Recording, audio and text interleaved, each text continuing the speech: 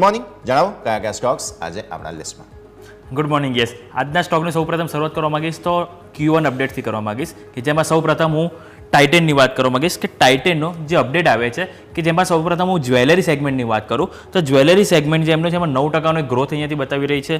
જ્યારે એમનું એક કોમેન્ટ્રી પણ એક એવી હતી કે એમનું જે અક્ષય તૃતીય જે અઠવાડિયું હતું કે એમાં તેમનો ડબલ ડિજિટ ગ્રોથ જોવા મળ્યો હતો, પરંતુ એમનો જે ઓવરઓલ જે એમની વાત કરવા માંગીએ જે એમના ક્વાર્ટરની તેમાં તેમને એક સિંગલ ડિજિટમાં જોવા મળ્યો છે કે 9% ગ્રોથ જોવા મળ્યો છે ઓવરઓલ. જ્યારે જ્વેલરી સેગમેન્ટની વાત કરું તો 9% જોવા મળ્યો છે.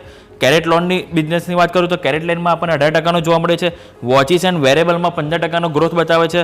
જ્યારે આઈવેર સેગમેન્ટની વાત કરું તો 3% બતાવે છે અને ઇમર્જિંગ બિઝનેસ કે એમાં પણ આપણને 4%નો જોવા મળે. એટલે ઓવરઓલ આપણે જોઈએ તો દરેકમાં આપણને ગ્રોથ અહીંયાથી સિંગલ ડિજિટમાં જોવા મળ્યો છે.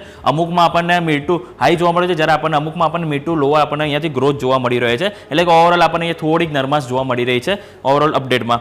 જે બાદ ટાટા મોટર્સ આજના દિવસે આપણે રડાર પર રાખીશું કે જે ટાટા મોટર્સના જે નંબર આવે છે એમાં સ્પેસિફિક JLR માટે આવ્યા છે કે જેમાં એમનું જે હોલસેલ વેચાણ છે જેમાં 5%નો અહીંયાથી ગ્રોથ જોઈ રહ્યા છે, જે 97,755 યુનિટ છે.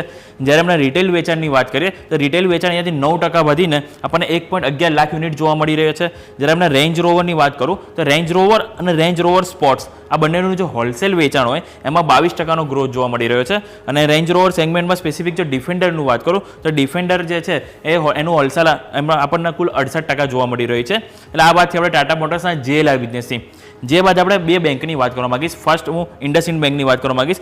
ઇન્ડસઇન્ડ બેંકની જે અપડેટ આવી છે એમના જે એડવાન્સીસ છે એમાં મામૂલી 1%નો વધારો અહીંયાથી તેઓ બતાવે છે. જ્યારે ડિપોઝિટની વાત કરું તો ડિપોઝિટમાં 4%નો વધારો થઈને આપણને 3.98 લાખ યુનિટ જોવા મળે 98 લાખ કરોડ જોવા મળે છે. અને એમને જો કાસાની વાત કરું તો કાસામાં થોડીક નરમાશ જોવા મળી છે. એટલે જે કરંટ એકાઉન્ટ સેવિંગ એકાઉન્ટ જેમને 37.9% જે રેશિયો હતો જે ઘટીને આપણને 36.7% જોવા મળ્યા છે. આ વાત થઈ ઇન્ડસઇન્ડ બેંકની.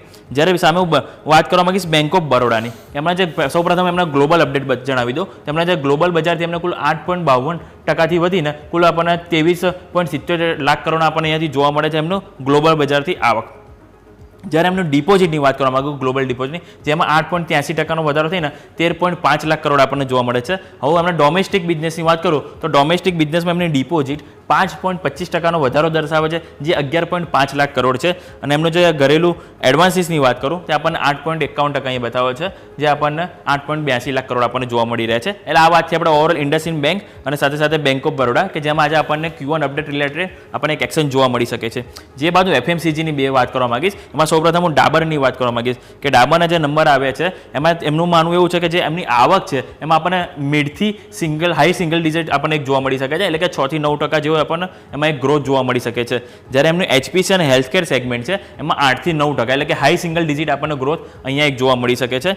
અને એમના જે ગ્રોસ માર્જિનમાં તેઓ અહીંયાથી એક મામૂલી અહીંયાથી ઇમ્પ્રુવમેન્ટ જોઈ રહ્યા છે કે અહીંયાથી તેમની જે ગ્રોસ માર્જિન છે એમાં મામૂલી વધારો આવી શકે. એનું કારણ એ છે કે એમનું એક તો જે પ્રાઇસ રોલ ઓવર એક તો કરવામાં આવ્યું હતું અને સાથે સાથે એમનું જે કોસ્ટ સેવિંગ ઇનિશિયેટિવ જે કરવામાં આવ્યું હતું જેના કારણે તેમના માર્જિનમાં અહીંયાથી એક સુધારો જોવા મળી શકે છે. જે બાદ મેરિકોની વાત કરું તો મેરિકોનો જે ઇન્ટરનેશનલ જે બિઝનેસ છે કે જેમાં આપણે એક ડબલ ડિજિટ અહીંયાથી કોન્સ્ટન્ટ કરન્સી તેઓથી એક અપેક્ષા રાખી રહ્યા છે. અને કોન્સ્ટન્ટ કરન્સીની જે સ્પેસિફિક વાત કરું તેમાં 8 થી 9%નો ગ્રોથ તેઓ અહીંયાથી જોઈ રહ્યા છે. અને એમની જે આવકની વાત કરું સ્પેસિફિક ઓવરઓલ બિઝનેસની જે અહીંયાથી હાઈ સિંગલ ડિજિટ તેઓ અહીંયાથી એક્સપેક્ટેશન કરી રહ્યા છે. આ વાતથી આપણે ડાબર અને મેરિકો. જે બાદ હું લાસ્ટ સ્ટોકની વાત કરવા માંગીશ તો એ છે બંધન બેંક. હવે બંધન બેંક આજે એક મોટી એક્શન જોવા મળી શકે છે.